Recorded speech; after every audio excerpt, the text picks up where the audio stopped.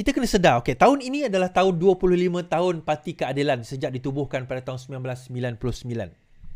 Kan? Tahun ini adalah 25 tahun. Kalau sejak kes peristiwa pemencatan Datuk Seri Anwar Ibrahim, tahun depan adalah 25 tahun lah. Tapi apa orang kata, untuk penubuhan Parti Keadilan tahun ini adalah 25 tahun Parti Keadilan. 1999 apa orang kata 2024 25 tahun Parti Keadilan. Now, antara sebab penubuhan Parti Keadilan, siapa yang ingat dahulu, adalah antara lain reformasi terhadap sistem. Reformasi terhadap sistem.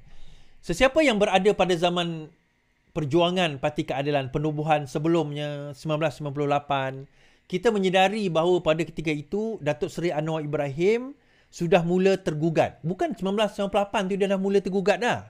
Sebelum itu, saya antara orang yang membaca masa itu pertelingkahan di antara Datuk Seri Anwar Ibrahim dan juga Tun Mahathir. Dikatakan Datuk Seri Anwar Ibrahim ni naik terlalu cepat. Dia ada menegur terutama tentang bail out anak-anak Mahathir. So dia tak puas hati kroni-kroni Mahathir.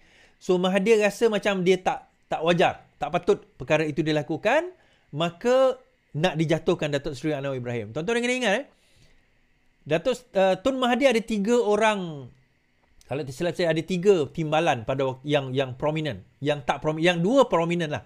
2 sangat prominent. Siapa dia tuan-tuan? Musuh hitam Datuk Seri Anwar Ibrahim.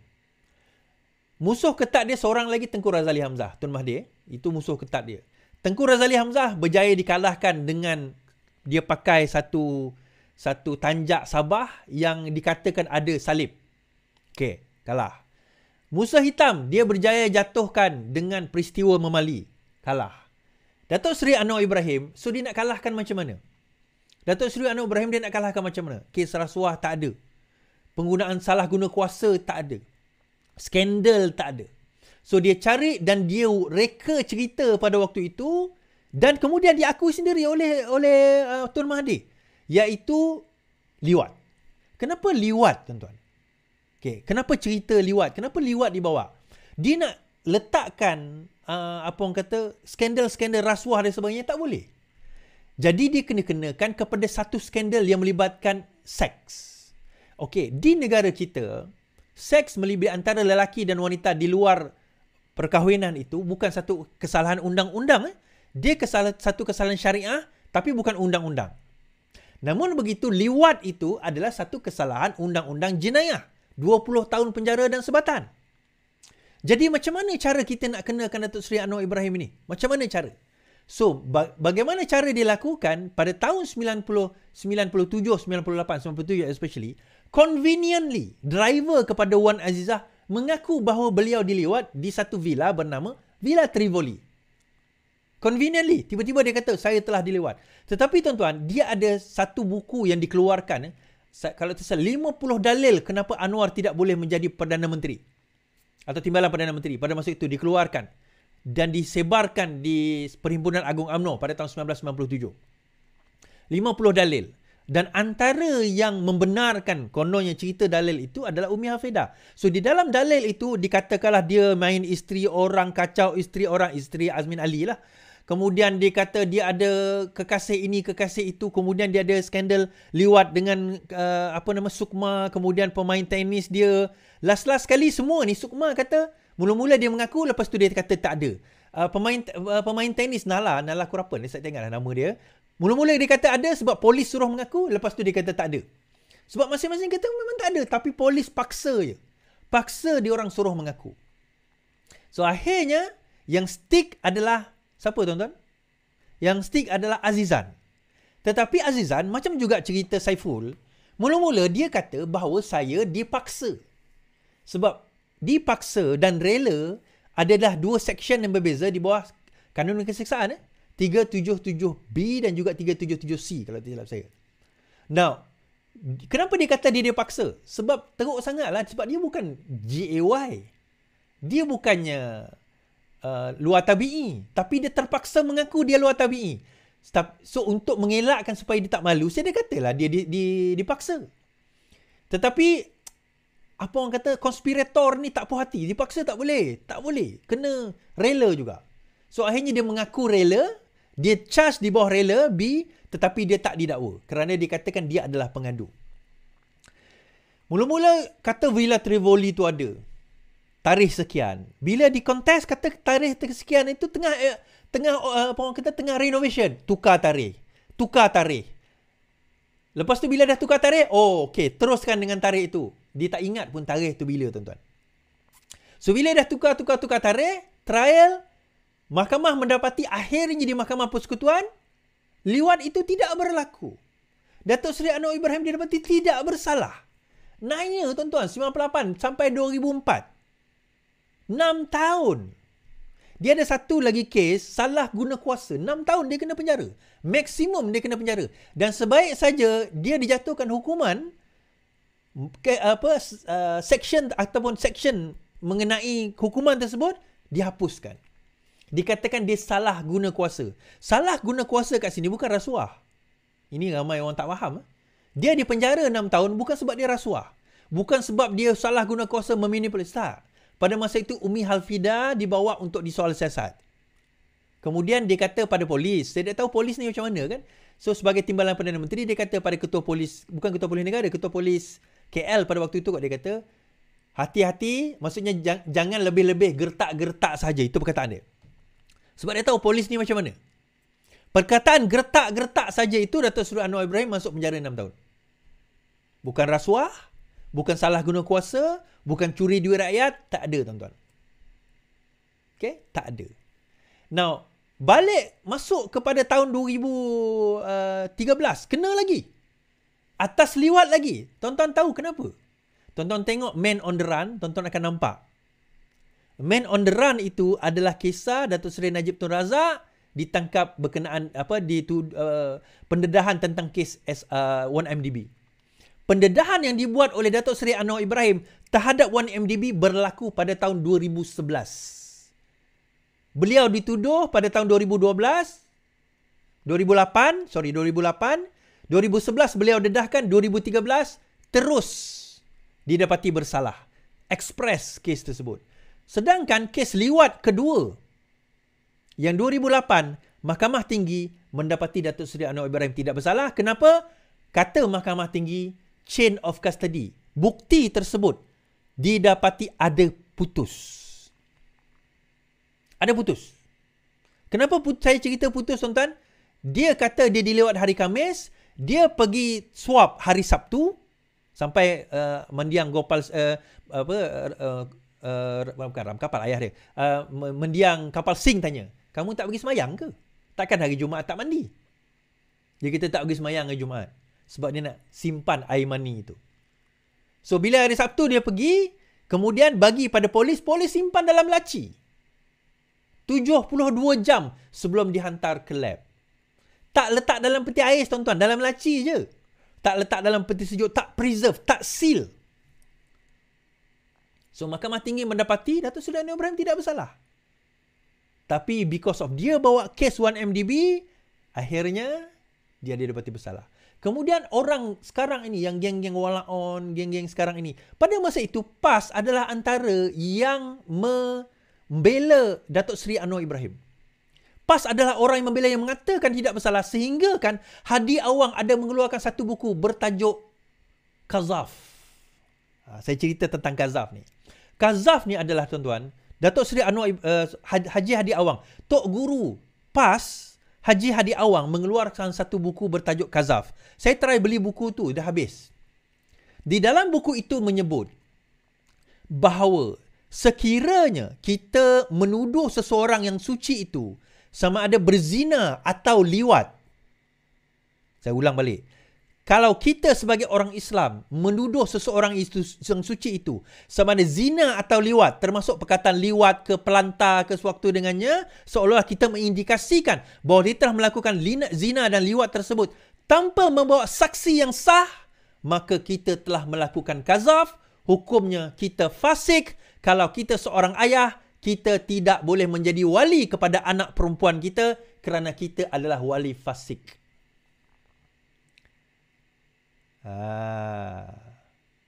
Oh, ada yang kata berdasarkan medical, air mani itu boleh kering, boleh dicek secara fakta, saya cerita. Tuan-tuan, saya nak tanya, air mani kau berapa lama boleh tahan? Berapa lama kering dia tu boleh tahan? Khamis Jumaat Sabtu 3 hari tau. Air mani kau boleh tahan berapa lama? 3 hari dalam keadaan cair. Tak bercampur dengan najis. Air mani tau. Letak atas perut dah. Tengok berapa hari dia boleh tahan. Baik, kita lelaki baik. Kita lelaki, jangan nak menipu. Itu yang pertama. Yang kedua, ada satu expert dibawa daripada luar negara. Dia isu satu air mani, satu DNA. DNA itu menurut expert tersebut selepas 72 jam dia deteriorate, bermakna dia degrade. Dia tak boleh, sukar nak menentukan DNA. Air mani satu hal. DNA satu hal. Tuan-tuan tak ingat berapa hari tadi? Hari Khamis kan? Hari Jumaat, hari Sabtu, itu hari dia kena swab. Lepas itu cotton itu diletak di dalam satu bekas. Diletak di dalam drawer polis. Lepas hari Ahad itu, hari Sabtu, hari Ahad, hari Isnin baru dihantar untuk cek. Bermakna dia ada 5 hari. Khamis, Jumaat, Sabtu, Ahad, Isnin baru dihantar untuk cek. 72 jam lepas kena swab. 5 hari Ui, power air mani dia ni. Power DNA dia ni. Lepas 5 hari masih ada, boleh detect lagi. Dan menurut pakar DNA tersebut yang dibawa di dalam perbicaraan itu mengatakan adalah agak hampir mustahil untuk kita nak detect DNA untuk tempoh masa yang terlalu lama tersebut. Dua benda besar. Satu, pembuktian, evidence. Bukti itu sendiri boleh dibuang begitu saja. Yang kedua, qazaf. Fasik Pasik. Hashtag Pasik tuan-tuan. Tolong tulis. Pasik. Tolong tulis Pasik. Saya bawa balik cerita apa yang Prof. Awang Azman tadi sebut.